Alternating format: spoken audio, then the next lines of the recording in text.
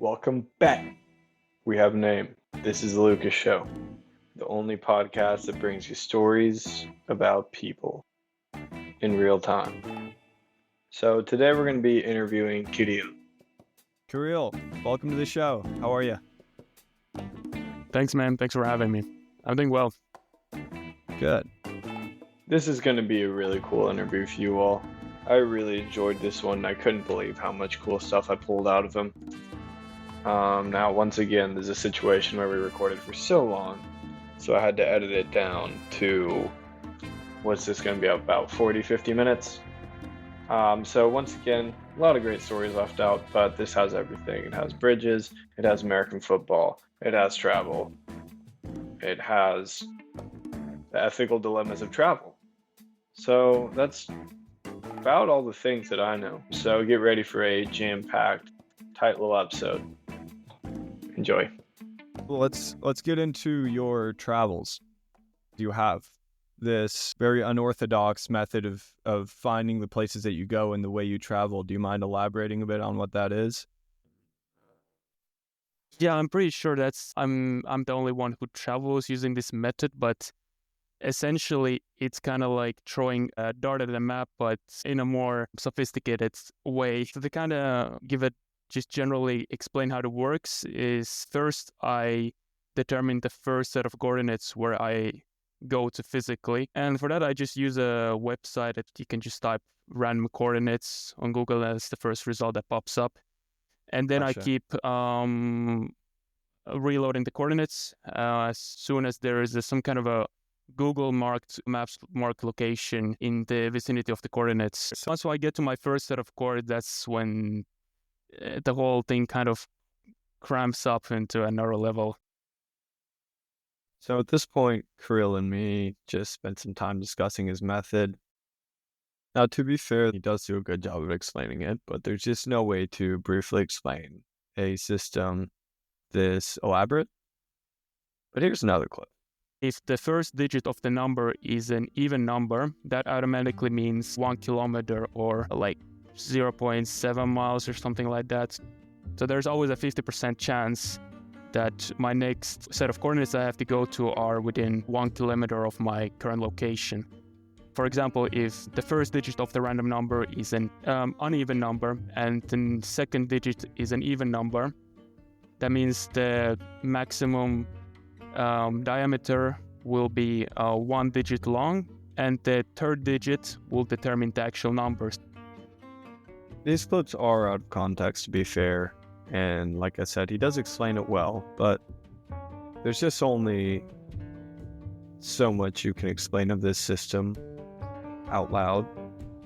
Once I've determined the radius of the circle, then the script calculates. Then you have to calculate how much 1 degree of longitude is in kilometers, and that depends on your latitude, obviously.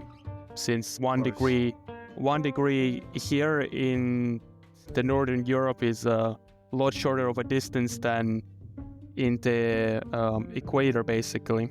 But my script takes that into account. So, of course, Kirill's system takes degrees of longitude and calculates them to be consistent across different latitudes so that 1 degree in one place is at a different latitude, the same amount of degree or something. Guys, keep up. Yeah, then it creates a circle around me. And then the script loads a new set of random numbers or a random number, which will determine the direction. And then it calculates these two together using trigonometry. I was really pretty lost at this point. Interesting. And this is all an automation that you created yourself? Yeah, but it's not coding. If you have used shortcuts, it kind of has commands in the ready. Most commands I've used were just like calculation. Yeah, of course. It's not too complicated. As you know, I'm not a very efficient podcaster, so there was a lot of back and forth. Took a while. So best thing I could do is just summarize the system for you real quick. There's this wild way of traveling. He almost doesn't do justice how wild it is. The most standard part of this whole system is he starts by generating completely random coordinates. However, he keeps refreshing these until they land within, he has a pretty flexible system, but I believe it's anywhere from 10 to 100 feet from a marked Google Maps spot. So this could be, like a forest, something like that, village park, whatever. Past this point when it really gets interesting. He built this script using this app, Shortcuts, on his iPhone, which some of the parts I cut out as I was talking about how the Shortcuts app might be the most underrated feature on the iPhone. But using the Shortcuts app, he has built an automation that generates a new random set of coordinates within a certain range from where he's standing. The distance is also random. Sometimes it's a kilometer away, sometimes it's way further. Direction is also random. His system takes all that into account and spits out a new set of coordinates. And from there, he just goes again and again, using this completely unpredictable method to travel through a country, sometimes ending up in a place that no tourists or like maybe even locals would ever think to go. It's all about adventure, surprise discovering what a place really looks like, all that stuff. But I left you all some clips within the interview for my explanation just because I wanted to iterate how intricate, elaborate, and impassioned his method is. At a certain point, I just wondered what motivated him, and he gave me a few answers, one of them being that he's always been fascinated with random numbers, random data, random coordinates. But here's us getting into it a little more. Now, when you do this, do you have a goal? Do you have a specific thing you like about it? What makes you want to do this? I think thing is, this is something I do almost every day. I just look at maps. I'm a huge map nerd. I just look at satellite imagery and just Google stuff, just browse areas in Google Maps. But the thing is, there is so much, there is a limited amount of things you can catch on satellite imagery and Google Street View. I mean, about half of the countries don't even have any Street View coverage, and they're obviously constrained to just main streets in most countries. So for me, it's about seeing places on my own, places that I wouldn't be able to see on the internet otherwise, even if these places are not significant in any way. I just like going to regular fields and regular neighborhoods. I discovered how beautiful just regular French countryside is. It's very stunning, actually. Just regular places. So I guess there's really a beauty to the fact that it's a place that otherwise you would never have the ability to appreciate, because if you were to go to that country, you would go to probably the more touristy place, right? So it gives you a true understanding of these random places. Exactly. There's nothing I love at the moment more than traveling like this. Yeah. But yeah, going back to your question, I think there's certain kind of fascination with traveling with my method, because by traveling using my method, you kind of get a glimpse of what the country looks like on average, because cities only make up a small, very, very small total area of a country, unless it's like Singapore or Hong Kong or something. Right. So most of the countries are rural, especially Finland. It's a very sparsely populated country with only about 5.5 million people. Most of the locations, most of the times when I've gone to random coordinates, they've been in some kind of a field. If it's in a city, it's usually in the outskirts. I do this for the adventure as well, especially when the coordinates are in a location which is difficult to access, maybe the forest or something like that. It kind of feels like you're on a treasure hunt. You have a map with an X on it and trying to get to it. Can I just say that I entirely understand this appeal, and that's what really made me want to bring you out of this podcast.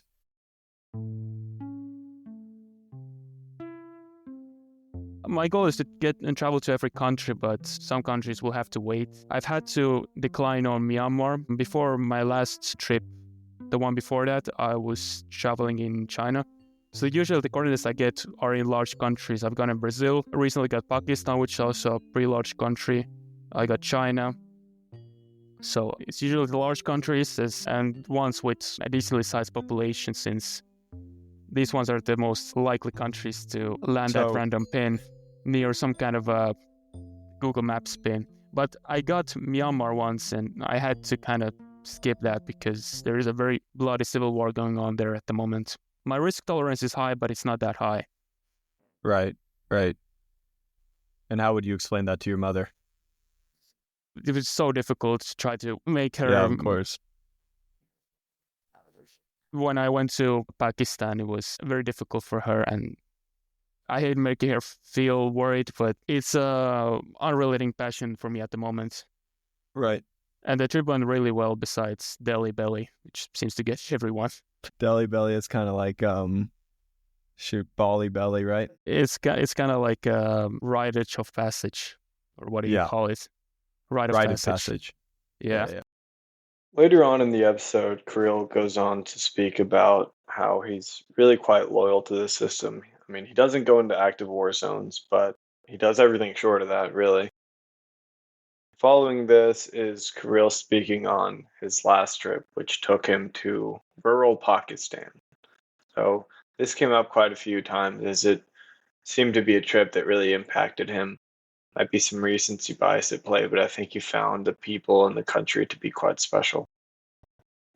This style of traveling also kind of requires you to be quick on your feet and make quick decisions and improvise and just be adaptable. And that's something I've also learned. Right. And it's also one kind of aspect of it that I enjoy, because it truly feels like an adventure a lot of times when I travel. In my last trip in Pakistan, it was in a remote village, and the nearest pin was the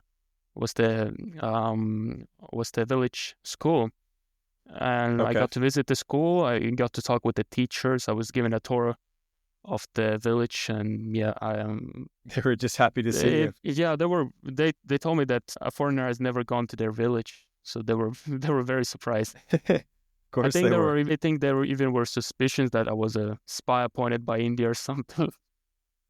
It was a wild experience for sure, and the Pakistanis have really shown their hospitality, and that's something I read online, but didn't quite fully expect them to be that kind to foreigners and guests in general. Right. So then, how did you get into this coordinate system?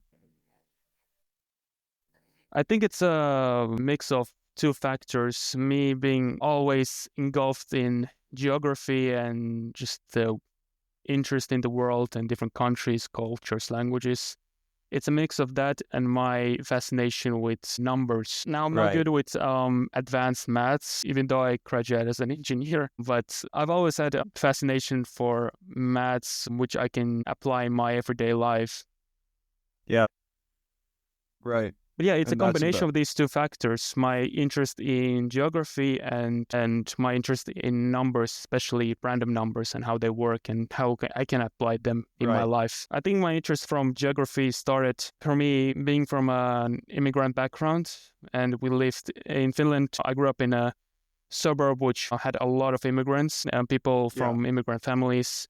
And different backgrounds. My background is I have Lithuanian, Ukrainian, Armenian roots, but there were from a Russian-speaking family, and there were other Russian speakers there, but there were also people from Balkans, since that region of Europe has seen a lot of war in the 90s. We also had a lot of Vietnamese people, a lot of people from the Middle East, especially from Iraq. Right. Yeah. So I was, since I was a child, I was surrounded in a very multicultural environment, playing with kids of different backgrounds and kind of at the same time learning about them, that they look different, they speak a different language to their parents, they maybe behave slightly differently, but we all grew up together in Finland. That makes sense.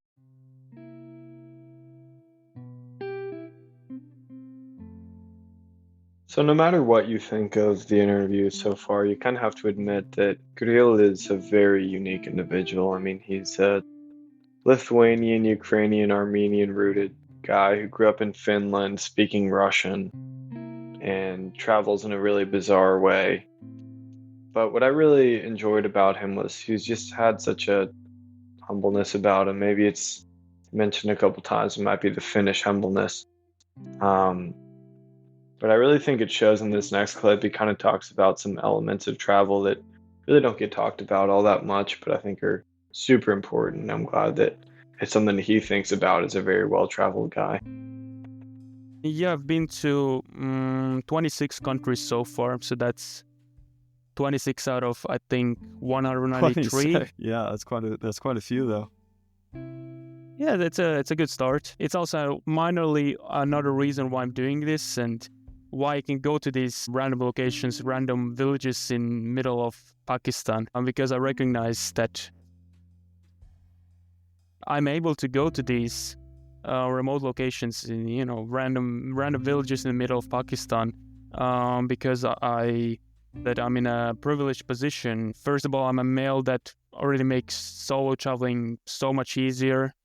And I come from a country with one of the strongest passports in the world and a country that is diplomatically strong. It doesn't really have any enemies besides maybe Russia. But I wouldn't go to Russia at the moment anyway.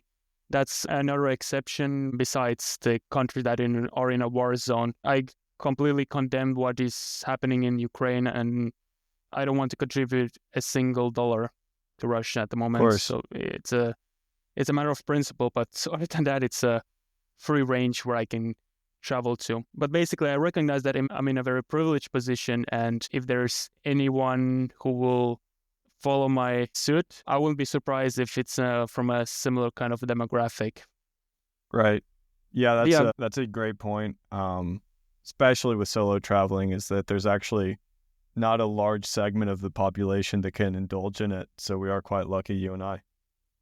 Well, first of all, from being from a country that has good enough of an economy for me to get to travel once or twice a year, that's already a huge ask for majority of the world. Especially when I was in Pakistan, I was chatting with the villagers. They don't even, many of them don't really even understand what traveling is. It's such a foreign concept to them. Right. Yeah, no, I mean, I remember my father, he told me back in the day when he went to Southeast Asia, he would go on runs and all the village people would start running with him, or they'd look at him and they'd go, "What are we running from?" Because they'd just never seen anyone run. And it just kind of, it's a funny story, but it kind of speaks to the fact that we really are privileged to travel because there's big sections of the population of the world that actually just never get the chance to travel, or it's never quite thought that you would travel somewhere different unless you really need to improve your position. Yeah, that's a really good point. Many of us, including myself, work at office jobs and we sit all day and we have to go on runs in order to stay healthy. Whereas these people, they need to relax. They need to, I'm not saying they need to, they have to work. They don't have a choice. But in an ideal world, they will have to relax a little bit and not work as much, which is why the story you told about running is a good point. They already do so much physical labor that they don't understand why people would run just for the heck of it. Right. So with these locations you've mentioned, rural Pakistan, are there any other locations that were remarkable to you that you think are just quite unique and unvisited? I guess my last trip in China was quite interesting too, because I visited a lot of cities which have like over 1 million people, which nobody has ever heard about them in their entire life. I think there's like about 100 cities in China which have over 1 million people, which is crazy. Massive. Can I if you have the time, is there any way you could provide us with a timeline of your travels with this system?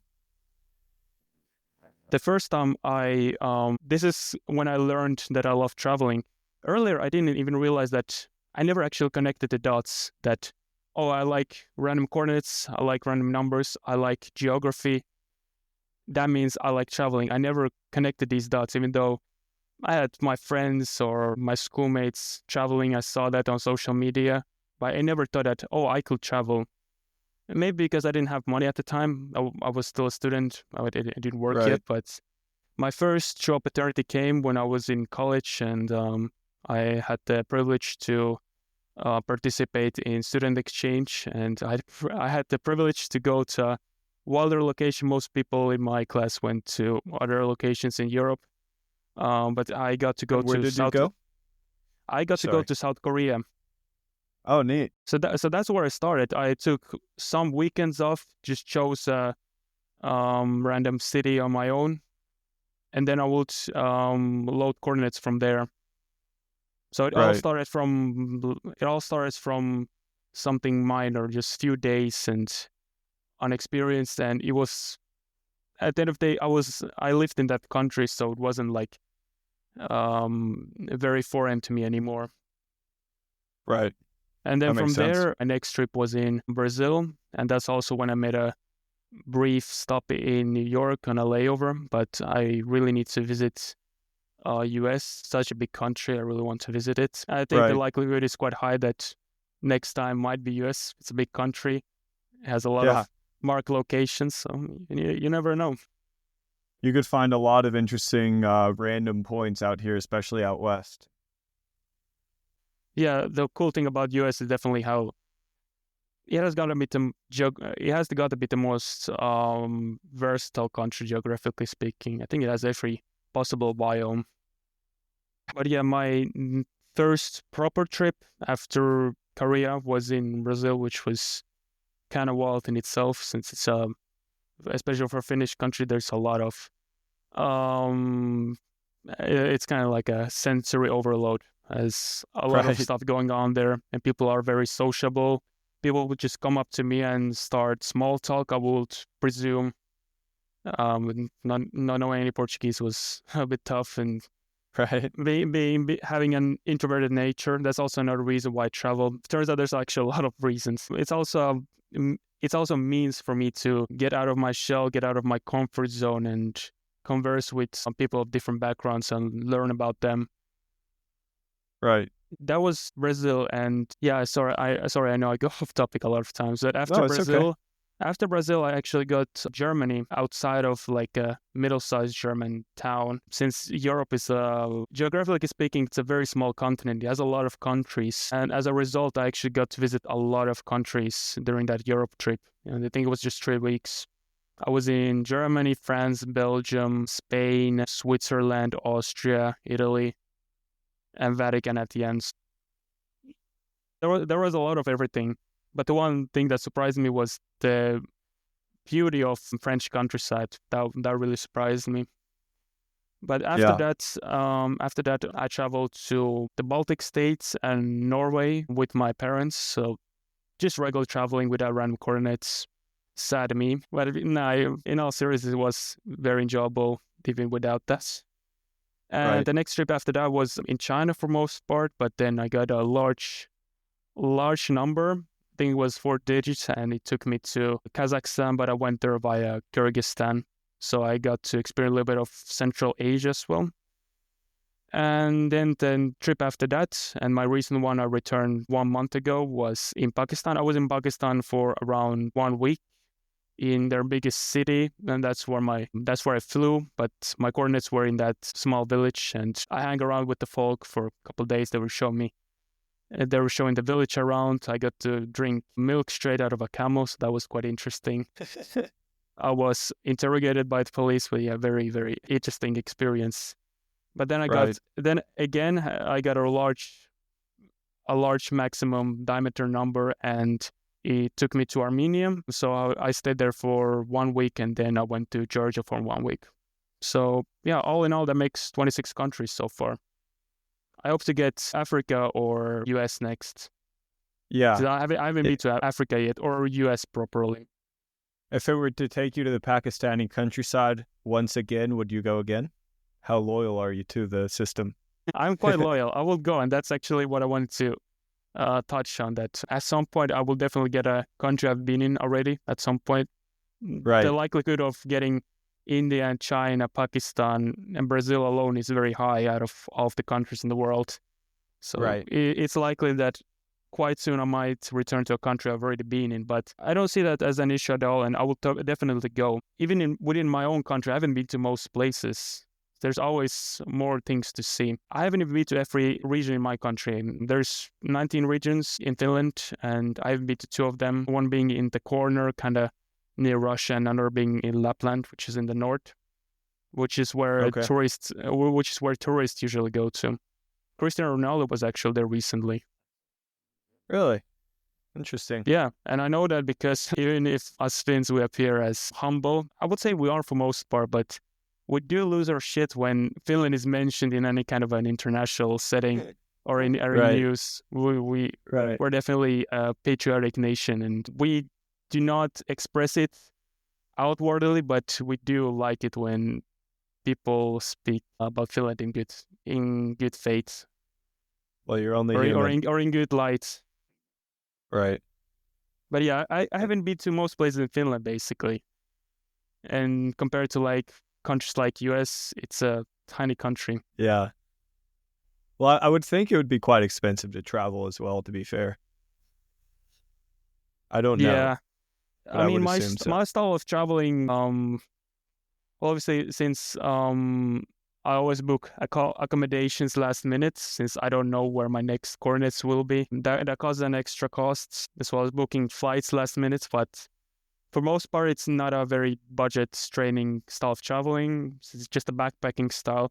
There were even a couple of instances where I had to sleep in my backpack, not even backpack, in a sleeping bag. Right. Under a bridge in France, since I couldn't find a hotel. Or I couldn't hitch a ride to a town where I could get a hotel. And that was during my European trip. Yeah. But basically, it's not a very budget-training method of traveling, but flights are very expensive nowadays. Especially after the pandemic, people have been wanting to travel for a long time, and that has caused a surge in demand and therefore in prices. So the most expensive part is definitely the flights. Especially flying to faraway places like China and Pakistan and Brazil. All right. So, rapid fire. Are you ready? Okay. The kindest people you've found in your travels? Has got to be Pakistan. But actually, Pakistan. Yeah, Georgia are a close second. I was, even in those countries, I was kind of almost forced to go to a house and have dinner, and that was offered bed and stuff. They're very kind people and very hospitable. Gotcha. Most unsettling location? Location? It could be a country, it could be a town, it could be a situation you found yourself in. In terms of situation, well, the most unsettling encounter with people, well, I never had a very negative one so far, knock on wood. But during my Brazil trip, I was traveling in like a very kind of not commonly used trail near my coordinates. Also in this on the coast of Brazil, so there was a cliff on the side of the coast. There was dense jungle in there, and at one point, since it was raining, well, as I said, that was my first real experience traveling using this method in a different country. So I was still very inexperienced and foolish to even go out there with limited equipment in that kind of a weather, because as I said, the trails were quite shitty. It basically turned into mud, and near my coordinates, I actually slipped and fell from the cliff, from the trail, and therefore from the cliff. But since there was very heavy vegetation in the area, I didn't fall far. I probably fell like a couple feet or so. So I was immediately all in the name of the random coordinate. Yeah, you said it, man. I fell probably for a couple feet only. I was immediately caught by the different vines. It was very difficult to us, and since the trail was fully engulfed in mud, there was nothing for me to grab onto. The only thing I could grab was some kind of a spiky. There were so many of these spiky little shits, man. That's so annoying. I had to grab some kind of a spiky plant. I don't know what it was. It kind of looked like a cactus, but I don't think it was. It was a bit painful, but I managed to get a good enough of a grip of it to kind of pull myself out. Right. All right. Next is which one do you think has been, from your point of view, the place you've traveled to that you would consider to be the most livable? You would be most open to moving to. You enjoyed the lifestyle, the people, what have you.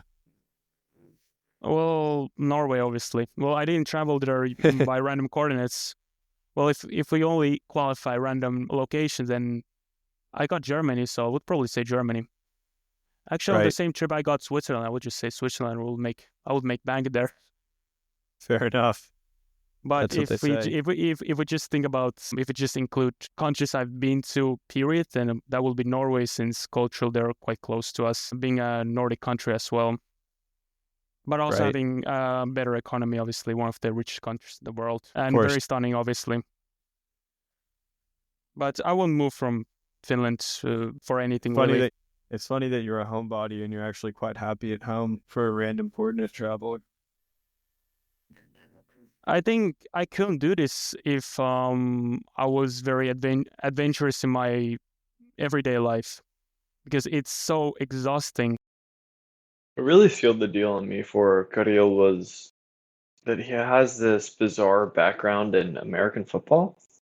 Again, he's been on a layover in New York City, otherwise has never been to the US.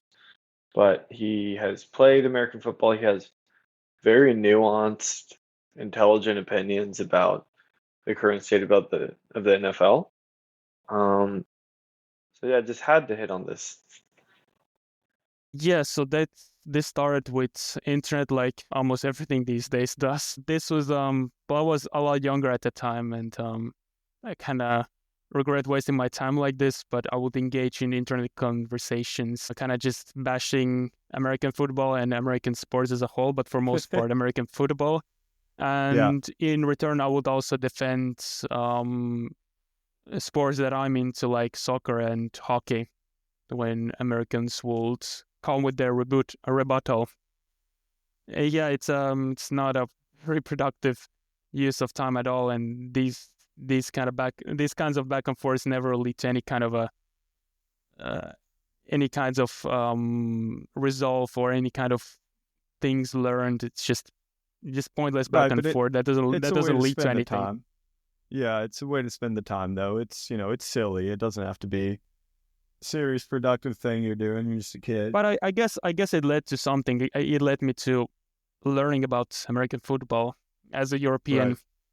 Right. So as you know, in order to be a actually good hater, you do need to know the subject a little bit. So I was kind of forced. I was kind of forced to learn about American football forcibly, just in order for me to be a good hater at it and be accurate with my disses. Right. And then somewhere along the process, I thought there are a few aspects that sound kind of interesting. That was right before 2017 season when I decided to give it a shot, and so I chose to buy a sports cap. I just thought that Broncos symbol was pretty cool. Right. And that's how I chose to be a Broncos fan. And I started watching NFL and kind of liked it. I mean, there's still some things that I don't fully like, but I kind of got to understand them more once I started playing it. A couple of years later, I started playing in the Finnish amateur league, and I played at varsity, but I pretty much just played at special teams, to be honest. Yeah, what position were you? Well, my main position was receiver, obviously, but I just played that on returns, honestly. Yeah. And what was this league like? Well, obviously a lot more basics than the ones even the low level leagues or like colleges. Right. But we had quite a few American players at our team. We had an American coach from Houston, and we had quite a few. I think maybe 5 or so American players. Like on skill level, they were just so much better than the rest of us Finns. The Finns mostly, the ones who started and played on every snap, they were usually just like. Well, actually, we used the running backs were mostly Finnish, but and the linemen and the linebackers, but the cornerbacks, receivers, they were Americans for most part, and the quarterback. Right, the specialty positions. Yeah. Well, you're the most accomplished hater I've ever met. Yeah, I might be a hater all along. I just started playing it to understand even more and just kind of Right. dig Yeah. very deep. Right. No, Yeah. no. So I do respect it nonetheless. I'm converted now. I'm converted now. Good.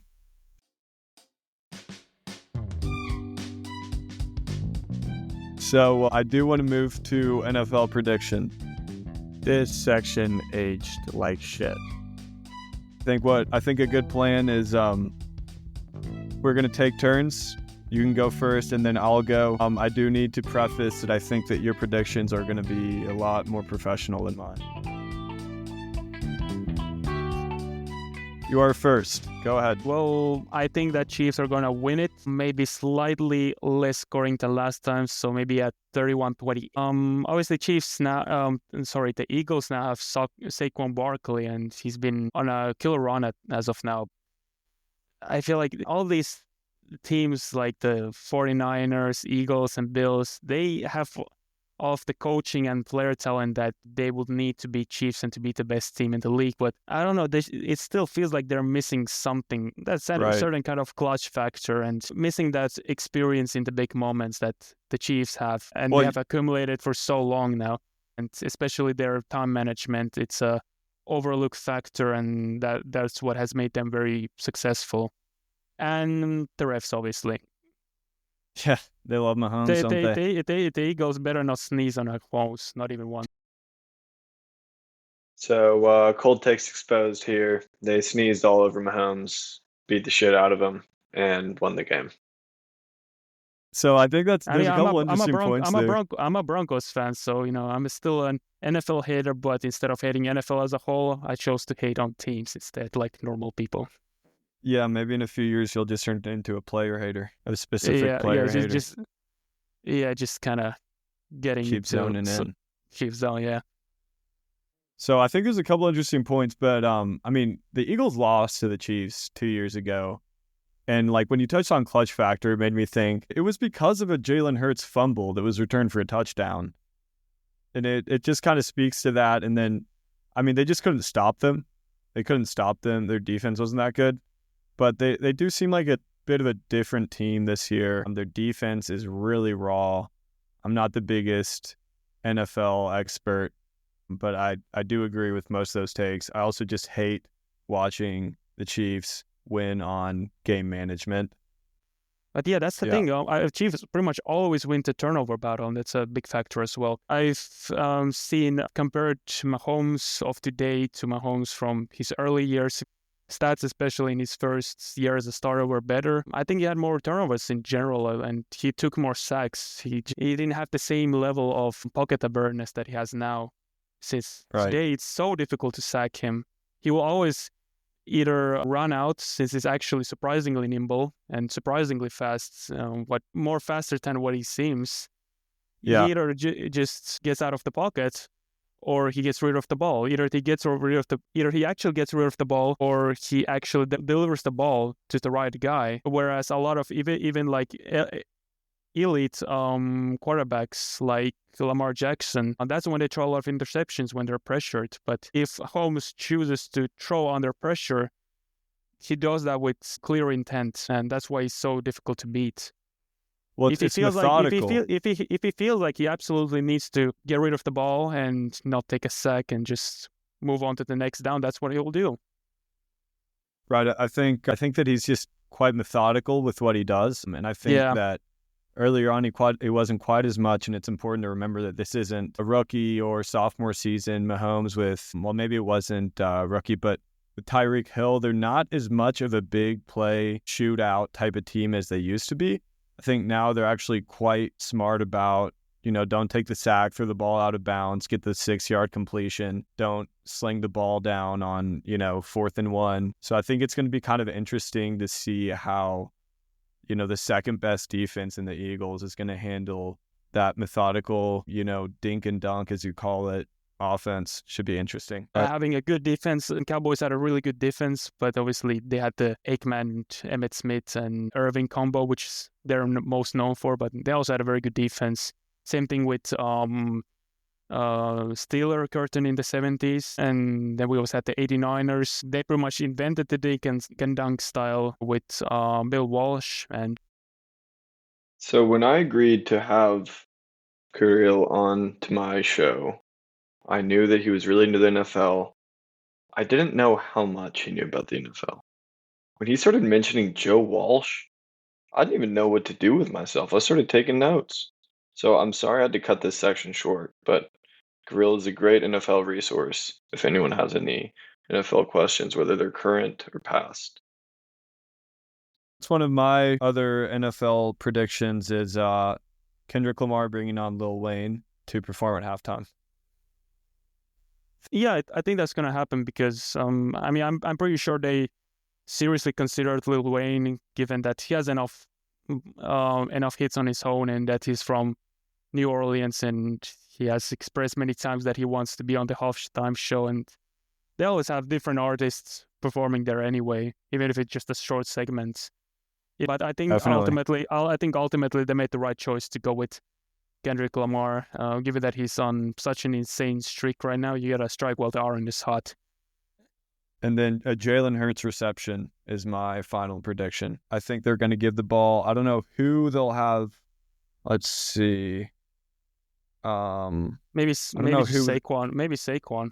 Yeah, Saquon would work really well, actually. Kind of like a Philly special type of play. Yeah, I can see that. Yeah, I like that. Saquon, I'm gonna just stick with Jalen Hurts reception, but for shits, let's say Saquon to Jalen Hurts, roughly 6-yard gain. I was gonna do Patrick Mahomes, but there's no way they would ever let him take a hit. Yeah, that's true. But yeah, the thing with I think it's possible.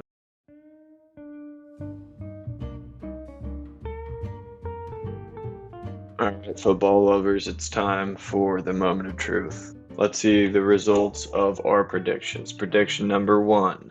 Kirill said the Chiefs will win the Super Bowl, estimated score of 31-20. The Chiefs did not win the Super Bowl one bit. The Eagles trampled them 40-22, so that's an incorrect. Prediction number 2. Eagles' new addition Saquon Barkley will play a major role in the game. That didn't really happen. He played a role, but I wouldn't call it major. Prediction number 3. Time management on the Chiefs side will have a lot to do with their success. Nothing really had anything to do with their success because there really wasn't any success to be had, so I wouldn't really call time management a key factor in their success. Let's see, Lil Wayne to join Kendrick Lamar for the halftime show. I don't know who the hell said that one. That didn't happen. Jalen Hurts to have a reception. No, didn't need to. Hope you all have enjoyed this Super Bowl 2025 preview. This Super Bowl 2025 preview was brought to you by Subaru. Love. It's what makes a Subaru a Subaru.